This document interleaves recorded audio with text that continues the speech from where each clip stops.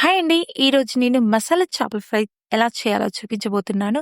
నేను పెద్ద చేపల్ని తీసుకున్నానండి. దీన్ని 2, 3 సార్లు శుభ్రంగా కడిగేసుకొని, దీనిలో నీచు వాసన పోవడానికి కోసం పసుపు, ఉప్పు వేసి మరల కడుక్కొని పక్కన పెట్టుకోవాలి. ఇప్పుడు మసాలా రెడీ చేసుకోవడానికి ఒక మిక్సీ జార్‌లో అల్లం ముక్కలు, ఎల్లిపాయలు, కాసిన్ని మిరియాలు, దాల్చిన చెక్క, 1 స్పూన్ సోంపు, 1 స్పూన్ జీలకర్ర, 1 స్పూన్ ధనియాలు ఇవన్నిటిని కచ్చిపిచ్చగా చేసుకొని మనం పక్కన పెట్టేసుకోవాలండి. ఒక బౌల్ తీసుకొని ఆ బౌల్‌లోకి 3 స్పూన్ల కారం పొడి, 1 spoon chilli powder, half spoon పసుపు, టేస్ట్‌కి సరిపడా సాల్ట్, గరం మసాలా, ధనియాల పొడి, కచ్చపిచ్చగా చేసుకున్న మసాలా, దీనిలో కొంచెం నిమ్మకాయ వేసుకొని దీన్ని మొత్తం కలిసేటట్టుగా మొత్తం కలిపేసుకోవాలండి. దీనిలో కొద్దిగా ఆయిల్ వేసుకొని ఇది కొంచెం పేస్ట్ వచ్చేలాగా కొంచెం కొంచెం వాటర్ పోసేసుకొని మనం పేస్ట్ లాగా రెడీ చేసుకొని పెట్టుకోవాలి. ఇప్పుడు చేప ముక్కల్ని దీంట్లో వేసేసుకొని ఈ మసాలా మొత్తం పట్టించే విధంగా చేప ముక్కలకి మనం అప్లై చేసుకోవాలి.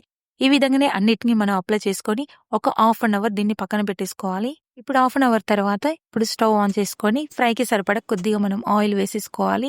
ఇప్పుడు దీంట్లోకి మనము మ్యారినేట్ చేసుకున్న చేపల్ని వేసేసుకొని మనం ఫ్రై చేసుకోవాలి.